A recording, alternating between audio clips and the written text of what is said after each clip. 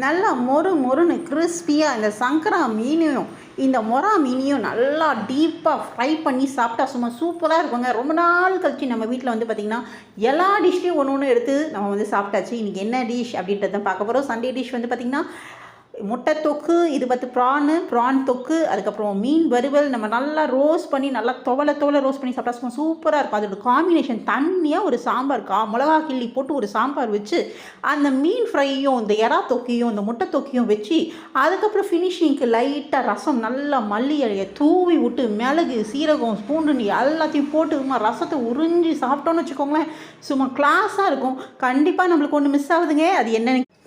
அது என்ன பெருசாக நம்மளுக்கு வந்து பார்த்திங்கன்னா மட்டன் இல்லைன்னா நம்மளுக்கு எப்படி சண்டே ஃபினிஷ் ஆகும். ஸோ மட்டன் குழம்பு அதில் மலைச்சாரல் மாதிரி கொத்தமல்லியை தூவி விட்டு நல்லா குக்கரை திறக்கும் போதே அப்படி சும்மா கமன்னு வீடு ஃபுல்லாக சாம்பிராணி வாசனை போட்டால் மாதிரி சும்மா வீடே மணமணக்க நம்ம நாவலேருந்து சுவை வந்து பார்த்திங்கன்னா எப்போ உள்ளே போவோம்னு சொல்லிட்டு ஏங்கி தவிக்க இன்னும் கொஞ்சம் திக்காக நான் சும்மா சூப்பராக இருப்பப்பா அப்படின்னு சொல்லிட்டு அடுப்பை தூக்கி குக்கரில் வைக்க முடியுமாங்க? குக்கரை தூக்கி அடுப்பு மேலே வச்சு அதை நல்லா தலைன்னு கொதிக்க வச்சு அதை நல்லா சுண்ட வச்சு நல்லா சுட சோறு போட்டு அது மேலே இந்த மட்டன் குழம்பை ஊற்றி அதுக்கப்புறம் சாப்பிட்றதுக்கு அந்த சொந்தக்காரங்களாம் பக்கத்துலேருந்து அதை வந்து என்ஜாய் பண்ணால் எப்படி இருக்கும், அந்த மாதிரி அவங்களுடைய சொந்தக்காரங்களெல்லாம் நம்ம ஒன்றா தட்டில் வந்து அரேஞ்ச் பண்ணி வச்சு அதை வந்து நல்லா குழன்னு பிசைஞ்சு பாருங்கள் நம்ம என்னென்னலாம் வச்சுருக்கோன்னு பாருங்கள். சாம்பார் ரெடி, சாதம் ரெடி, குக்கர் சாதம், வடிச்ச சாதம், மீன் ஃப்ரை, ஏர் ஃப்ரை, முட்டை தொக்கு. ரொம்ப நாள் ஆச்சுங்க இந்த மாதிரி தட்டு ஃபுல்லாக நிறைஞ்சி சாப்பிட்டு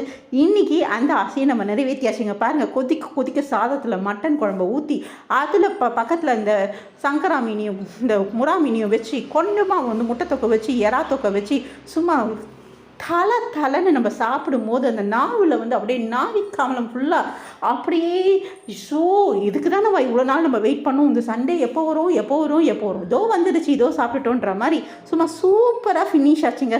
உங்கள் வீட்டில் உங்கள் சண்டே எப்படி போச்சுன்னு கண்டிப்பாக கமெண்ட் பாக்ஸில் கமெண்ட் பண்ணிடுங்க.